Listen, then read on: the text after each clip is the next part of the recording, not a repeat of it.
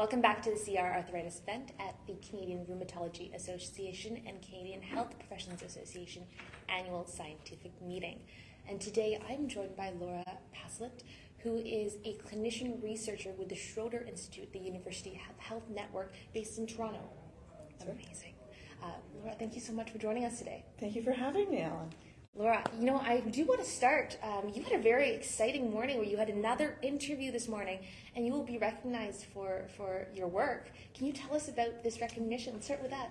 Thank you. It was very exciting. So I don't know if you know, but today is the International Day for Women and Girls in Science. And University Health Network, the Kreml Research Institute, what they did is they put on a 1-hour talk. It was geared to basically like young individuals, so high school, early sort of grade 7, grade 8s, people who are kind of thinking about what they're going to do with their lives and where their career is going to take them. And there were 3 of us from Kreml Research who did a talk today. It was like a TED Talk, and really described our journey in terms of how we got into science, what we do in science, to really sort of promote, obviously, women and girls in science, and to let people know what the possibilities are. So it was a fun morning.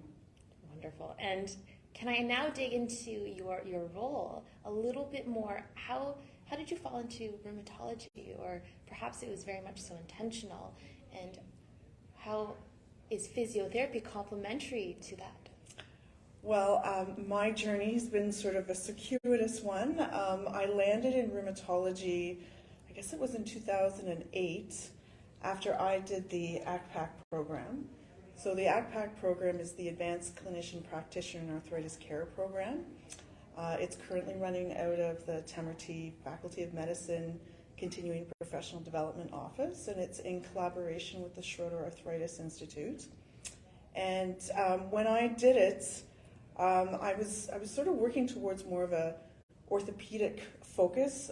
At the time in Ontario, the Ministry of Health was funding rapid access clinics for triage for hip and knee surgery because wait times were an issue.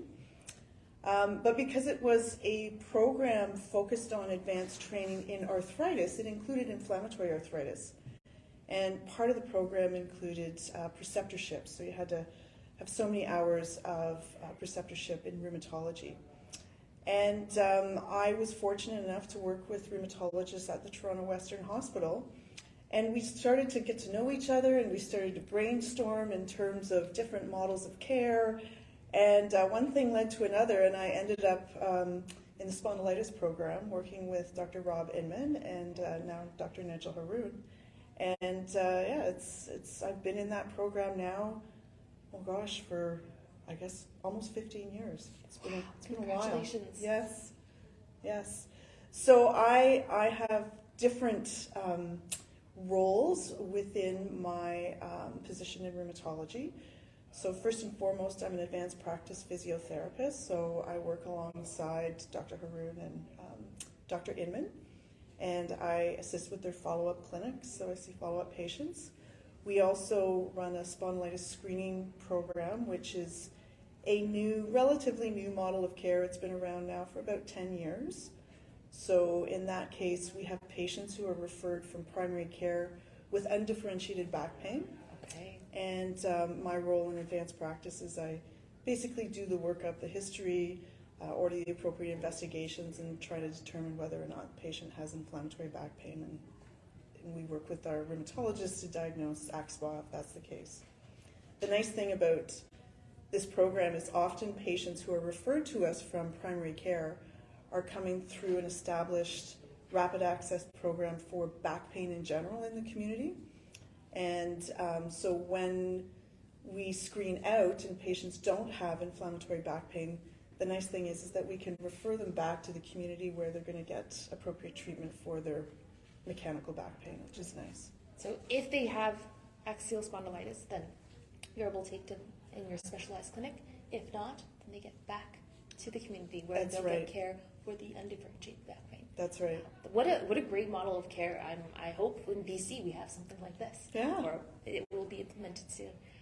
And then can I ask a little bit about how things have come full circle for you? You started taking the ACPAC program the Advanced. And now you are co-director of the ACPAC. I know that you've, worked with rheumatologists in the clinical setting, but how did your leadership in ACPAC come about? Well, I think that, as a graduate, there's a growing number of us out there, but you do kind of have this affiliation with the program, and you want to see it do well. And it turned out that the founding members, so Dr. Rachel Schupak and Dr. Katie London, they founded the program many years ago, along with Sick Kids, in terms of their pediatric rheumatology program. And I guess Rachel was coming to near retirement, and as was Katie, and so it was time to sort of pass the torch on. So I, along with my colleague Leslie Soever, who's the other co-director of operations, we kind of operate the day-to-day runnings, but we have a medical director, Dr. Amanda Steinman, who's a rheumatologist. We have an orthopedic director, Dr. Chris Nielsen, who's a spine surgeon, and we've really expanded the leadership to ensure that it really has an interdisciplinary slant to it. So we have a lead for imaging, so that's Dr. Rakesh Mohankumar, who's an MSK radiologist. We have a pharmacy lead, so Dr. Carolyn Wiskin, who's a clinical pharmacist in the Hamilton area, and she works with another pharmacist named Kunal Bhatt.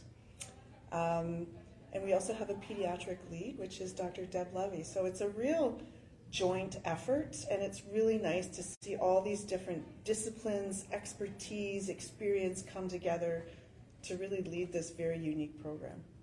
It makes my heart feel so warm because it is so multidisciplinary. So that if someone comes in and their back pain is mostly mechanical, mostly muscular, and they seem like they're super, super into doing exercises and are totally okay and ready to just take home and do some exercise, they can simply start with some physical therapy.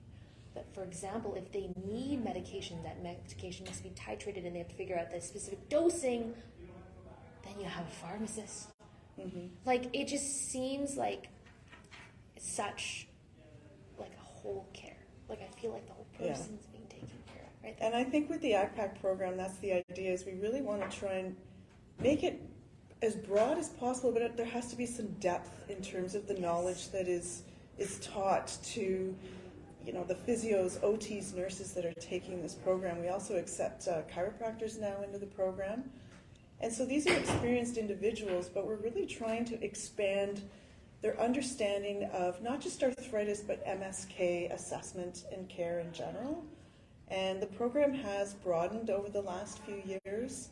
And so it's exciting to see what the graduates do when they, get out into the real world, and the pathways that they start to create, with their colleagues back in their institutions. I'm very excited to take this in a few years and take it back to BC and see what I can do with it there. Yeah, we had one graduate from BC in Vancouver, but she moved to Toronto. So, so yes, you'll have to get more out there. Laura, you stole her from us.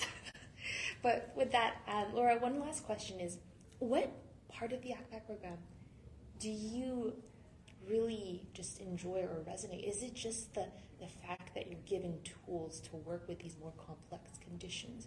Or is it the fact that you learn special techniques to communicate? Well, I think, the ACPAC program is really there to provide training so that individuals can work in extended scope roles.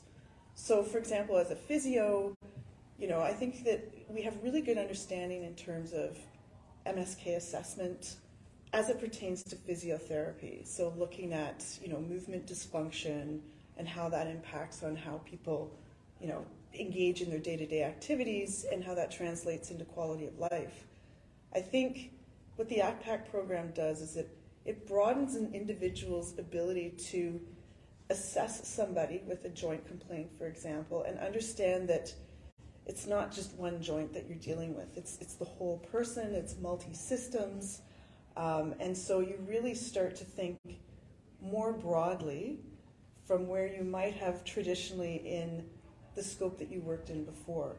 And I think that the nice thing is that because, for example, I'm still a physiotherapist, but I've got this extended scope skill set. I'm still a physio. So even though I'm working alongside, physicians of medicine or medicine specialists or surgeons or whatever it might be, I still have that physiotherapy lens. And so, for example, in spondylitis, even though I'm seeing follow-up patients with my physician colleagues, I still bring that non-pharmacological lens to how the patient is managed.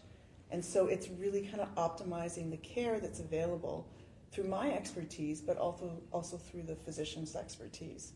So it's very comprehensive, and I think in the end, patients are benefiting from both sides. So it's good. Yeah. The more specialized you get, I think, as a physical therapist, taking those skills, but also then being able to, understand a specific condition. Yeah, I think that is the way to go. Yeah, it's right? fun. Yeah. All right. With that, do we have any questions from the audience? The question is about the ACPAC program. So for physical therapists who wants to go to the ACPAC program, I like that. what can they expect? How long is the program? Oh, What's the wonderful time question. commitment? Thank you for asking. That's a great question. So everything can be found on the website. So the website is found in the Continuing Professional Development office at the Temerty Faculty of Medicine, University of Toronto. It's acpacprogram.ca. And so the program, it spans over 9 months. There are 5 didactic weeks of teaching. Weeks 1 and 5 are in person on site in Toronto, and weeks 2, 3, and 4 are online, so it's virtual. It's synchronous those weeks, and it's really very fulsome in terms of the curriculum. So there's a lot on pathophysiology, immunology. We do deep dives into the various subsets of rheumatic disease, but there's also a big component in terms of assessment and surgical management of each joint, so we really get that orthopedic slant into it. There's a heavy pharmacological aspect, imaging, and then we also look at the broader healthcare system in terms of models of care, quality improvement, outcome measures. So it's very comprehensive in that sense. In addition to the in-class work, we have 160 hours of preceptorship that is required. And we encourage learners to make connections to get those preceptors at their community or local institutions to really sort of build that interprofessional network. There's case studies that are required. As I mentioned, there's a large models of care project. There's clinical vignettes that we go over regularly. And that all spans over about a 9-month period between October to June every year. And we accept experienced physiotherapists, occupational therapists, registered nurses, and chiropractors currently from all over the country. And we do actually have one graduate that was from Ireland and is currently working in Dublin. So it's international. Yay. Well, with that, thank you so much, Laura, for your time and for sharing with us, because I think people need to know there's programs out there. And for sure. To then, get people in the program so that people who come out of the programs can go to their communities, right? Yeah. It's all about positive change. Yes. Thanks for having me. Thank you. And with that, we're going to say take care, and we'll see everyone soon.